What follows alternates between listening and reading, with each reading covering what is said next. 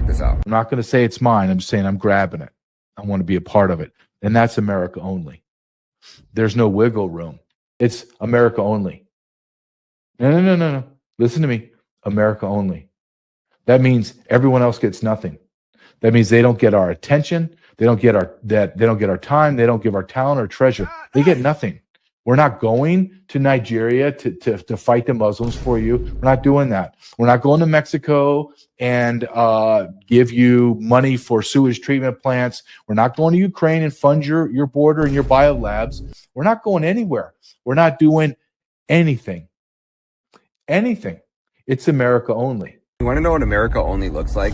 America only looks like federalizing our energy production. And that means going ahead and allowing our government to put nuclear reactors in whatever city or town that they want, running those nuclear reactors, creating a government department. Like, let's fire the IRS. Let's disband, 50 out of the 5,000 government agencies that we have.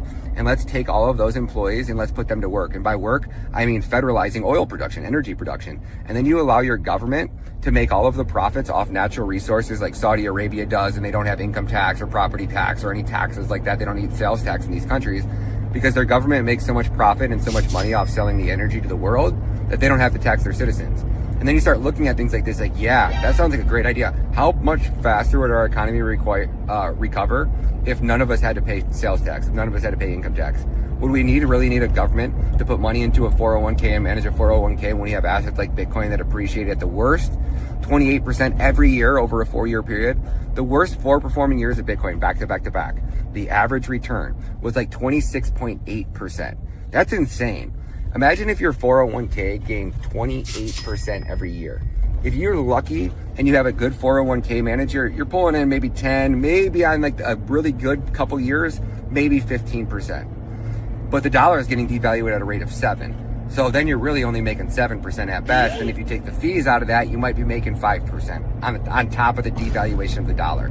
Or you could pay no taxes and you could put your money into Bitcoin, and that would appreciate at 28% per year. And you would go from the retirement age of being 65 to probably the retirement age of being 42. And that's how quickly we could change our country and make America the greatest country in the world. And then they could take all of that money. Think about the trillions of dollars that come in from selling natural resources and how quick we would pay off the $30 trillion that we have in debt, or 38 trillion, probably 40 trillion by the time we get our shit together.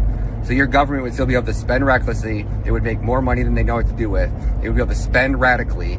And then at the same time, every single American citizen would be getting filthy rich in the process. And that's kind of what America only looks like. No more sending our children off to die in Iran. No more bombing Israel, or no more giving Israel bombs to bomb Gaza. No more going into Nigeria to save the Muslims or Christians. No more going into Venezuela to steal their oil. We have our own oil. We have our own energy right below our feet. Why don't we pull it out and we allow our federal government to federalize it? It's really that simple. Instead, we are like, hey, BP, Chevron, like, you can go in there and you can steal that oil from Venezuela, and then we're going to tax it at 20%. We're going to take 20% of the take on it, while you guys make the other 80%. How about our government just makes 100%? We don't have to pay fucking taxes. And that's what they're really terrified about that message coming across. And people like myself that are this low IQ, yet we can figure it out. Because you just go and you look at how does our government destroy all these countries all around the world, and they do it because they force them to federalize their energy production. They force them to privatize their energy production. And if they were just allow these countries to federalize it and keep it federal, and that country wouldn't have to tax their citizens to death, they'd never have to go to the IMF to borrow money. And it's really that simple. So if we want to save America, we need to start federalizing energy production. We need to start eradicating political corruption, and we need to start removing taxes from the American citizens. If you really want this country to thrive, that's the way to save America. Let me know what you guys think down in the comments. All right. Shout out to my man. I like where he was coming with that, but let's go to people who I guess somewhat personifies America first. Since, this whole MAGA war has been spilling off, let's go to start with the other side of the MAGA first, and then we'll go ahead and get to the Israel first guy, because they had a whole convention to tell us how they feel. Hello, what's up, everybody? Welcome to a brand new episode of Part of the Problem. Ooh, do we have a good one for you today. Very quickly, before we get the show started, I do want to remind everyone, thank you so much, I should say, to everybody who's already pre-ordered my amazing wife's wonderful new children's book. which was up at the top of the new releases for children's books on the Amazon charts. Healthy Hibernation. My beautiful wife, Lauren Smith, just wrote it. It's her first children's book. It's very sweet, and it's all about... Oh, yes. And congratulations to your wife's children book and all, but... When you go on Amazon, where books are like the Israel lobby, up in by way of deception. It's just... Anyway, okay. That was funny to me. Moving on from talking about one mother to another one. My good friend, Candace Owens, who has been just on... I mean, shout out to Candace Owens. She is the #1 podcast in the world. Yeah, she was beating Joe Rogan out in numbers for this year. And I mean, like, bro, if you've been looking at her podcast, she's been doing like what? 100K, 200K live viewers every time? Bro, by the end of the day, the video's at 1 million views every single time. I mean, shout out Candace. On fire in a way that is hard, almost impossible to overstate over the last, really, look, you've been a huge force in conservative media for many years now. Over the last couple years after, leaving, parting ways with the Daily Wire, you got even bigger. But now just over this last stretch, you've really become the mover of the narrative, at least on the conservative side of the aisle. And I really, I've talked to Tucker this week, and I really wanted to talk to you also about this massive kind of cancellation attempt. So Candace Owens, thank you so much for coming on the show. Great to see you. I'm so excited to do it. One day we're going to have to do it in person, but on your show, but yeah, I'm excited to be back. Well, next time we're in the same city, we'll make sure that happens. Whoever show it's on, maybe we'll do it on your show, seeing how big that show is these days. I should probably be focused on that one. It has been there's been something that I've been thinking a lot about this, because obviously there's been this big cancellation attempt primarily against you and Tucker. Although by proxy, I guess I've been caught up in it a bit. Obviously, both you. I mean, the propaganda is Tucker Carlson, Candace Owens once again propose anti-Semitic views. It's like Tucker Carlson, Candace Owens, every single time. When Tucker, Tucker was fired from Fox News. You were fired from the Daily Wire. Both went on to be much bigger after getting canned. And yet now there's this attempt again to cancel you, and we're all kind of wondering, like, from what? Like, what would you even cancel them from? And I just thought, I was very close friends with Joe Rogan when he was going through that major cancellation attempt in the 22 in the height of COVID insanity. I was the first one on his podcast after all that stuff really went down, and I was out doing shows with him. And I remember at the time having this feeling where all of them kind of hadn't admitted it yet. The corporate media hadn't admitted that Joe Rogan is the biggest thing in media. They did eventually after the 2024, but at the time it was like so weird, because you're like, wait, Brian Stelter is trying to cancel Joe Rogan? Doesn't he know?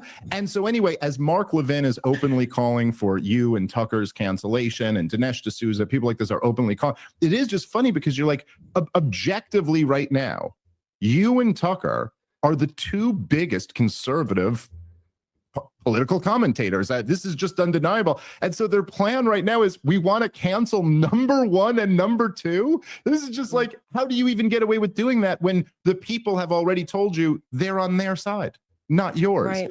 What's it been like for you to just kind of watch this? Well, yesterday was a fantastic day. I mean, to get the email from Podscribe, #1 podcast in the world. And of course, I am humbled by it, truly, because the audience is the reason. Like, this truly was a free market response. And to go back and find the people who worked day in and day out to ruin my life. It wasn't like they just wanted me gone from the Daily Wire, which they got and they celebrated and effectively danced on my grave. It wasn't, they then were trying to get my speaking events canceled. They were the ones that put pressure on Charlie not to let me speak. And I said to him, dude, I got enough going on. Like, I don't want you to also just by proxy catch a flame because they want to cancel me. They got me banned from Australia. I had to cancel a tour, right? Simply because I didn't agree with Israel. That you would think that I harmed somebody by having a different opinion. And I think the reason why yesterday was such a win was precisely because they worked so hard and tried to destroy me, and we survived. That's where their true hatred and vitriol is coming from. Yeah, I would say this. I mean, the pro-Israel side, they've put they've made two people like the biggest names right now in, I guess, the podcasting world, just off their constant attack of them. Well, really three, due to their constant attack of Tucker Carlson, Candace Owens, and Nick Fuentes. Like the three people they hate the most, they made the biggest due to their constant attack on them. And I mean, here's the thing: when you actually listen to these guys, they have some reasonable arguments, and you can agree with them. But to sit there and say that Tucker Carlson is not MAGA, in my eyes, is going a bit too far, and it's making me wonder. It's like, all right, so what's so different about Tucker Carlson and what you guys are preaching? Because I'm kind of going with Tucker Carlson, how we should focus on our own, and you guys are going with what? We need to focus out there in the Middle East for the sake of who? Because it ain't us.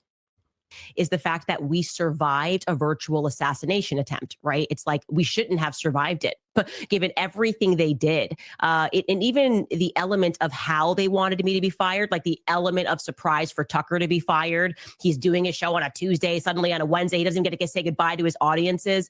I really do believe even that was a part of their like sadistic effort to be like, you are no more. And so, yeah, it feels good. And I'm really happy to say all I did was commit to the truth, and I didn't allow peer pressure. Yeah, and then she's officially the biggest podcast in the world. I mean, the firing from Daily Wire was the best thing that ever happened to Candace Owens. We got to be real. She got more subscribers, more viewers, so AKA more income coming in. Considering that she has a small team and all that. So, like I said, as much as they tried to destroy her and make her sound insane and try to make her seem like she's crazy, people have only tuned into her more. To come to something that's actually evil. Market don't lie. It's like, do you agree that Palestinians should be genocided? No. Okay, well then you're going to be canceled. You're never going to be on a Republican stage ever again. Yes, Candace Owens has been doing more than Rogan. Candace Owens, look at her, bro. I can bring her up right now. Guarantee you. Candace Owens' podcast she's doing 1 million a podcast. Every time, 1 million to 2 million views a podcast. 100 to 200K live viewers. Even I gotta sit there and be astonished, impressed, like, God damn. I mean, this is tremendous growth. I mean, after everybody's calling her crazy and all that, you only seem to be driving up her engagement. That's all I'm saying. I mean, hey, a lot of people, y'all say she's crazy. People's watching. They coming out with a different tune because they coming back. Okay, bye. I'll just do my own show. Okay, you're not going to be allowed to speak at the CPAC or the RNC. You're not going to get an invite to the White House. Okay, bye. I'd like to keep my morals and my principles in line. If I never get to go to Mar-a-Lago again, at least I can lay my head on the pillow and know that I'm not cheering for children to die, irrespective of whether they're Palestinian or Israeli. I'm not going to root on children dying. And so I think also something that's important to remember. I mean, I stood on that too. I said that's one of the reasons why I don't like Randy Fine. I'm always going to be against people who honestly wish death on children. Just like I'm not against, that's a Republican, and Lindsey Graham too. And then on the Democrat side, we got that man Jay Jones. It's like I'm always going to be against those that wish death on children. Like, it's absolutely insane. Remember, Dave, is these people do not believe in the free markets. That's the number one thing to remember. They want people to be artificially pushed out of the free markets so that they can say they're number one. They love a world where, like what happened back, what was it in 2020, when people were getting knocked off of platforms left and right. Maybe it was earlier than that, actually. It was before Trump was president. They love that world where you're artificially kicking out the Gateway Pundit. You're not allowed to be on Facebook anymore. You're artificially kicking out Alex Jones. You're not allowed to platform. And then they go, we're number one. We are the number one most listened to conservative news podcaster. It's like, no, you're not. There's no market here. And that's what they want right now. They want their markets to be restricted so that they can be number one again. Yeah, it is. Well, that's right. And as Tim Dillon said, we need a gatekeep. Yes, we do need to censor people. Like, literally just going pretty much like, bro, everything antithetical to what MAGA stands for when it comes to freedom of speech, hearing everybody out. They're pretty much saying, no, we need to gatekeep. No, we need to censor. And they're supposed to be on our side. Like, amazing. And because in a way, if they if the punishment, let's say like for whatever, like it was in the old guard where like, if you canceled someone, that was it. There wasn't like another, they couldn't just go start their own podcast or something. Like when Bill O'Reilly got fired from Fox News, I mean, I guess he did go start a podcast, but even back then it was like, it just wasn't as big of a market. And also his audience was a lot older. They weren't getting into like the technology. So he goes from being a guy who's speaking to like 5 million people a night to being a guy who's speaking to like 80,000 people when he does a show. And that's like, that sucks. And, you know, you could see where the pressure would be like, hey, shout out Terry. She sent a latte, 600 joules. Appreciate the support, Terry. Look, are you sure you want to say this one thing that'll piss everybody off? Because then you lose the right to say all the other things that you also might think are important. And you make people make these calculations in their mind. But you going to number one, it's like, oh no, not only is there not a price to be paid, there's a reward in the market for people going like, oh yeah, she stood up for what was right. And as you talk, like when you get down to the specifics of it, what you're talking about is like, I mean, I don't know, me and you've been reading the news for 2 years on this. You're talking about what? Children being shot at as they desperately try to get food because they've been starving for days. Like, I'm sorry, the American right wing is still made up of a lot of Christians and a lot of people who are just like, what? No, they're decent people. They're not going to go along with this. And the thing is, like, they kind of never got presented the opportunity to hear from people who were going to make that argument. And you've been a part of this huge, like, test study of like, well, how would it work if there was actually a market? And yes, I think it's incredibly rewarding for me to see you being the number one podcast, because it shows that, like, yeah, like, you demonstrated that people could have the courage to say the right thing, and then the audience demonstrated that, like, yeah, and there's a lot of people who will have your back if you do that. I just think that's a great precedent to be set. It is. And I'm so grateful, because I want to remind people, you might think of me now as anti-Israel, but when they came after my entire life, I just wanted to learn about the topic. I actually didn't have a perspective, but I knew that I didn't know everything. And they were just... Now, during my YouTube journey, I kind of knew that talking about Israel was a no-no, but when October 7th popped off, there was like a green light on it. Like, trust me, if you talked about Israel before October 7th, that was the quickest way to, lose engagement, shadow ban, damn right, lose your channel. Like, if you talked about Israel and the genocide or any of the problems that was going on in Gaza before October 7th, or them being in an open air concentration camp, you couldn't talk about it. Now you can. And you know what? I think they're going to start reeling this back as they did on TikTok, because if you try to talk any of this stuff on TikTok, I mean, you're done, you're gone. I mean, they're going to hit you with hate speech, misinformation, whatever. So it is pretty cool that YouTube is kind of laxed up on this, but I don't think it will last too long, to be quite honest. So vicious with, no, you have to come out and you have to say these things. And I was like, look, I don't know anything about this. Let me speak to other people. Like, I watched Bassem go viral, the clip go viral where he was holding up the chart. And I was going, whoa, that is kind of crazy. Like, are this many Gazans dying? Then I went back and I watched some old content of you on Joe Rogan speaking about the topic. Then I hosted you at the Daily Wire. And that was a big wake-up call. And I really was coming from a place, it's still one of my favorite episodes. I think they pulled all the content down, but just learning about Middle Eastern politics. I'm not presenting myself as an expert. And I think that is what also the market is responding to, is at least I want to learn. At least I am showing that I will correct where I was wrong. I was working for PragerU, Daily Wire. I was working with Zionists. I obviously had no hatred in my heart towards the Zionist cause. And then it was just asking the question. Like, I was messaging with Max Blumenthal, because, strange allies, right? And he has done some really incredible work.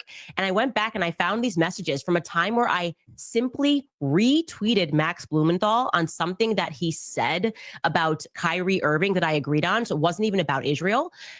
And I got messages, like, all I can tell you is, like, Agent Smith, I sent it to him. It's crazy. Like, Marissa Strait, Dave Rubin. And I actually apologized to them, because I was like, wow, this guy must literally be Hitler. Like, I didn't know. I just saw it trending and I retweet him. That's what kind of goes on behind the scenes. Like, they are actually presenting themselves as free speech thinkers. And then they put pressure on people and tell them, hey, even listening or retweeting Max Blumenthal, you may not know it. And they told me this. He's an anti-Semite. Like, he's a committed anti-Semite. Max Blumenthal. Yeah. Like, so it's a different time now. And that sort of, we're going to tell you what. And here's the thing. I ain't got no hatred for the Zionists either. It's just the problem is they kind of don't see how their geopolitical policies is kind of hurting America. They don't see it. Now, I'm pretty sure we can both agree that we want America to thrive. me and a Zionist, but the problem is though they don't see how their geopolitical policies is a detriment to America. I mean, they just don't see it. They don't see how they get us involved in stuff. They don't see how they ruin our diplomacy. But hey, I mean, they want the same thing as us to, make America great or to keep America running. To thinking you're going to like it is not like people aren't buying it anymore. All right, guys, let's take a moment and thank our sponsor for today's show, which is Cove Pure. You may have seen this. Utah and Florida recently banned fluoride in their drinking water. Now, ask yourself, as they should, why are they doing a massive stop purify? But all right, guys, any question, comments, jokes, or disagreements, you can go ahead and super chat it in. I'll be happy to read it out loud and engage with it. And make sure to double tap that screen and like the video, guys. Appreciate the support. Let's keep it going. I think there's a lot that's just been revealed. And there was a lot of things about, even, the Conservatism Inc. And look, I know, guys, like you said, I mean, are you really supporting Candace? Yes, I'm supporting Candace, guys. I'm real with you. I'm standing with Candace on this one, guys. I'm standing with Candace. I think she's going in the right directions. I think she's asking the right questions. Let's see where it leads us. Let's see where she leads us with this one. Because we all thought she was acting crazy with the Charlie Kirk messages and all that. Then she dropped the messages and proved that Charlie Kirk was leaving the Israel argument. So we're calling her crazy, but she comes with the receipts. The problem is, though, she kind of slow cooks everybody. She comes in with she relays out the accusation without providing no proof, really. She says the accusation with no proof at first. Then she rolls out the proof as time goes, as everybody just starts calling her crazy and all that good stuff. If anything, I didn't receive as brilliant marketing in a way, because if you kind of say it with no proof at first and everybody starts calling you crazy, then people come to your show and you backing it up. I mean, it makes people want to come back for more. I'm gonna be real with you. Online type people like Dave Rubin and Ben Shapiro and even Steven Crowder and a lot of guys like this who really rose to prominence during the craziest woke years. They were kind of the figures who were speaking up against the insanity, being like, no, actually, you're a dude in a dress. You're not a chick. And, that was necessary to some degree. It was pretty crazy what was going on in college campuses, right? And the whole left-wing wokeism stuff in general was crazy. But because that was the dynamic, and because, for whatever reason, while tons of other right-wingers were being deplatformed, those were the ones who weren't, and in fact were very pushed by the YouTube algorithm and stuff. I mean, I remember for years, I always hated Ben Shapiro, and for years YouTube was like, I know you want to watch Ben Shapiro, and I was like, I do not. I've never told you that, YouTube, but YouTube kept insisting I did. I was aware. You do. Yeah, you do. Well, I was aware of this because, as I've been talking about lately, because I was a Ron Paul supporter back in the day. And I remember Ben Shapiro saying that Ron Paul wants to strangle Jews and that he's a vicious anti-Semite. And I'd be like, whoa, and you realize you're like, oh, it was easy in those years for them to pretend that wasn't actually all they cared about. But actually, that's all they care about. And I mean all they care about. And this has been revealed. This is the thing with the neocons. This is why even the original core neocon group, they were all a bunch of commies who then became Democrats, who then became Republicans, and then became Democrats again. And what they when they were George W. Bush. And I mean, and those are the Republicans that we're trying to separate ourselves from. Those war-hungry Republicans like Lindsey Graham and Randy Fine. MAGA's trying to separate ourselves from those guys, and then we go off with a new conservative Republican Party. But, these guys are trying to hold on strong to the MAGA movement as if they were supporters day one, which they weren't. They were some of the never-Trumpers. Republicans, they were like, marriage is between a man and a woman, and our culture is getting out of, because they just thought that was the best way to get votes for their wars. And then when Donald Trump ran against Hillary Clinton, they went, okay, she likes the wars, we'll go support Hillary Clinton. Right. Marriage, exactly gay marriage, right. Anyone who's against gay marriage is a homophobe or whatever. But they don't actually. And so, look, just think about it, right? Why would someone like Ben Shapiro, at the very least, wouldn't he have liked a lot of things about Ron Paul? Oh, he's the most fiscal conservative guy. He's the strict constitutionalist. He's a devout Christian who, believes in traditional values. There's a million different things that he would go, oh, I like a lot of his thing. I do disagree with him on foreign policy. Nope. He's evil. As soon as you're not on board with Israel and Israel's wars, you're evil. And I think part of what you're evil, you're a Hamas supporter, you're an anti-Semite, and that's just not it. I just think that, what Israel's doing in Gaza, or what Bibi Netanyahu doing in Gaza is not within the best interest of Israel itself. And it's not, and honestly, the image of Israel has been tarnished around the world. And it's going to take a lot. It's going to take a lot to low-key, for countries start trusting Israel again, to be quite honest. Like, to be real with you, the world condemns Israel, and the only reason why nobody's been able to enact on it, or Bibi Netanyahu's not in jail, is because, America, we protect them. I mean, it is what it is. I don't condone it. I don't support it, but that's just how things are working out. Happened here is that you, just by doing what you did, it demonstrated that. All right, guys, I got you. All right, we're gonna go to a quick musical interlude. Shout out to Tove. She's the one who suggested this song, so nobody take credit, because if you do, you lying. But all right, though, let's go ahead and get to it. The propaganda is on every channel. They think we stupid, like the truth is just too hard to handle.